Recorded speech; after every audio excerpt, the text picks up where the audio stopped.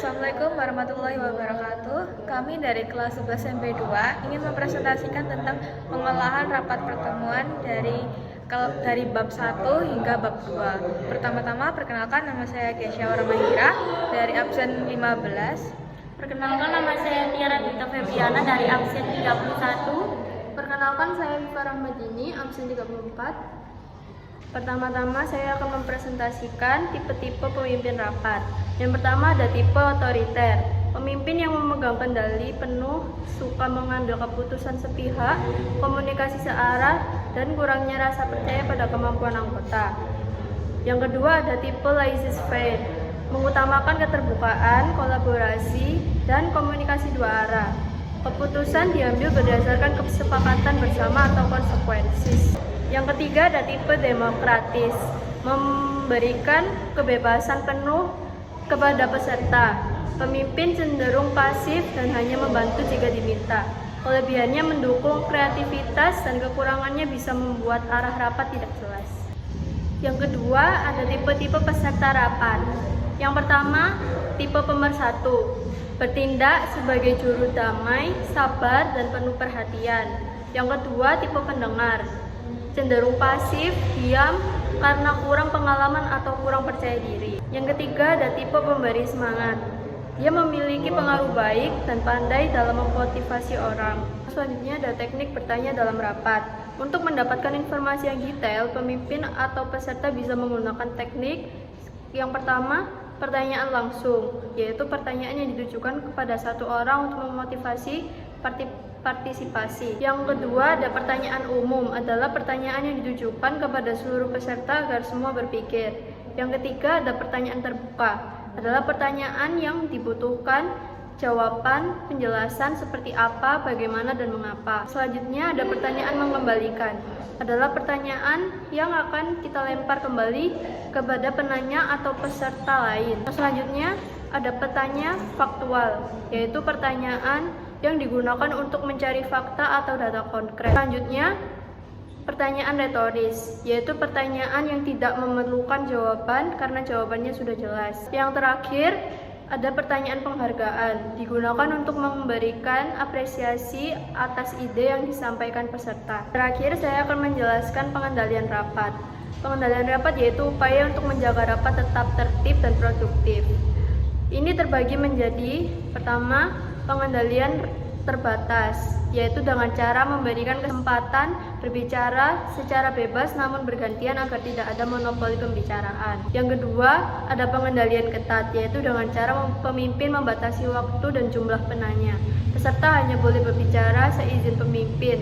Yang ketiga, pengendalian gabungan, yaitu dengan cara menggabungkan kebebasan bicara dengan pengawasan ketat saat situasi mulai tidak terkendali. Selanjutnya adalah modul 2 yang tentang persiapan dalam penyelenggaraan rapat formal maupun rapat non-formal. Rapat formal adalah definisi dari rapat yang memiliki tujuan penting dan mengikat dalam suatu keprotokolan. Terus di dalam rapat formal juga ada pembuatan agenda dan susunan rapat. Nah, pembuatan agenda harus mencantumkan tempat, tanggal, tujuan, dan kapan dimulainya dan kapan selesainya rapat. Setelah itu menentukan jumlah peserta itu harus juga lebih jelas. Terus mencantumkan di agenda terkait topik yang akan dibahas agar para peserta tahu tentang apa aja yang akan dibahas saat rapat. Dan masing-masing topik perlu dikasih waktu untuk menyantumkan estimasi waktu biar waktu tertata dengan rapi dan jelas. Terus penentuan peserta rapat. Sekretaris dapat menentukan jumlah peserta rapat. Setelah itu, sekretaris dapat mengkoordinasikan kepada pimpinan. Jika ada pengurangan atau ada penambahan, sekretaris dapat mengubah dengan segera.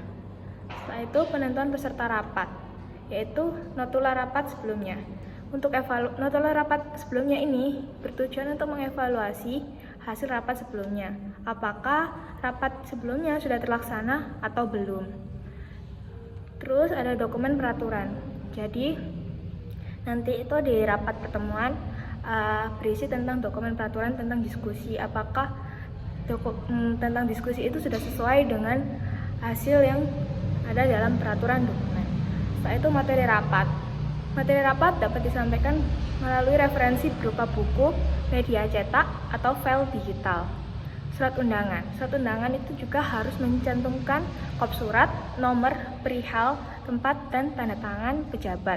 Daftar hadir juga terdiri dari buku formal yang berisi tentang seluruh karyawan dalam perusahaan tersebut, dan juga ada buku hadir biasa. Selanjutnya adalah persiapan peralatan dan perlengkapan pendukung dalam rapat. Pertama, whiteboard. Itu digunakan untuk mencatat poin-poin penting dalam rapat. LCD proyektor digunakan untuk menampilkan media yang akan disampaikan di rapat tersebut. Setelah itu ada sound system, digunakan jika jumlah peserta rapat lumayan banyak. Setelah itu alat tulis peserta digunakan untuk mencatat poin-poin dan juga penyediaan block note atau bullet point.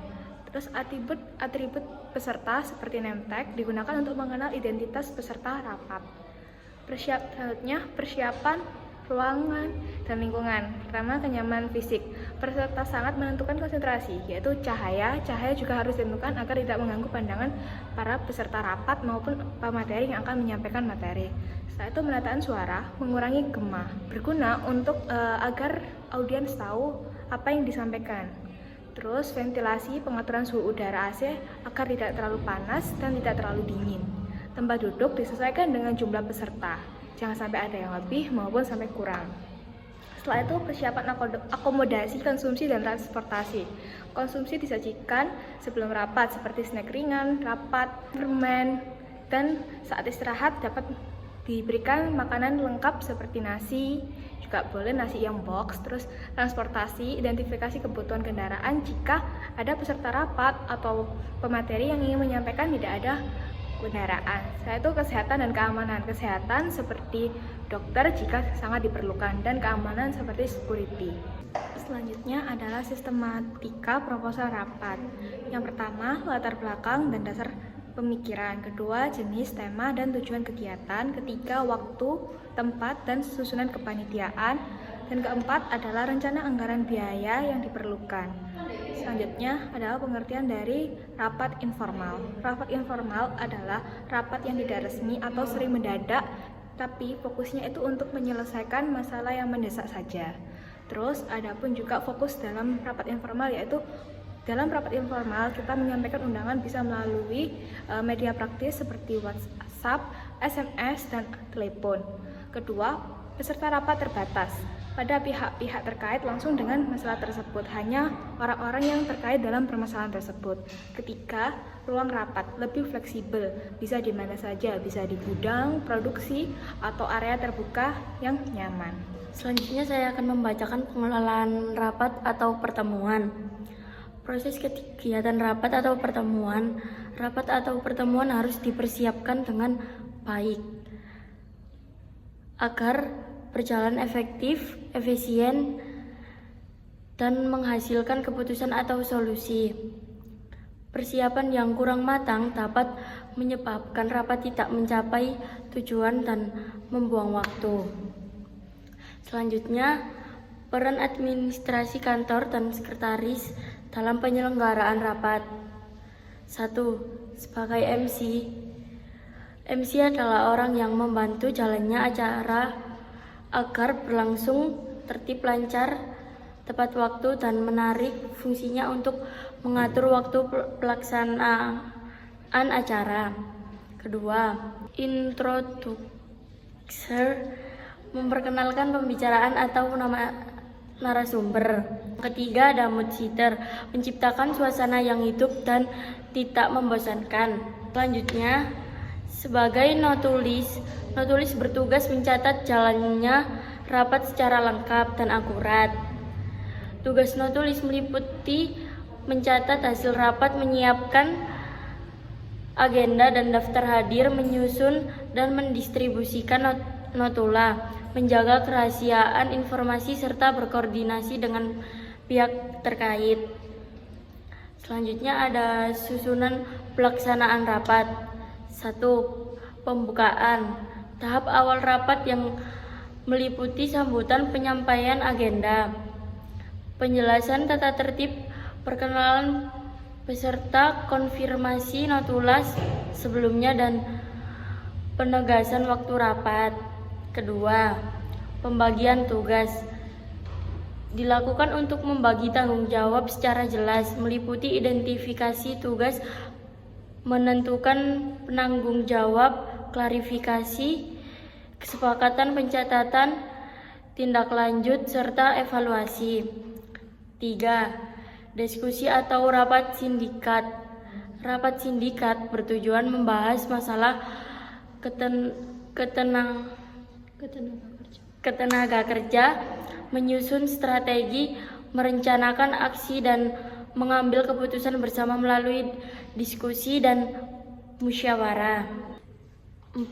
Rapat pleno. Rapat yang diikuti seluruh anggota organisasi untuk membahas isu penting dan mengambil keputusan strategi melalui voting atau konsensus.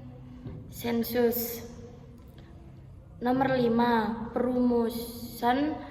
Tahap penyusunan hasil rapat yang menyimpulkan diskusi, penetapan, keputusan atau rekomendasi. Penyusunan rencana tindakan dan dokumentasi hasil rapat. Keenam, penyelesaian hasil rapat, pembagian tugas lanjutan, pemantauan, evaluasi hasil rapat, dan dokumentasi akhir sebagai bahan laporan. Ikut tadi presentasi dari kelompok kami. Wassalamualaikum warahmatullahi wabarakatuh.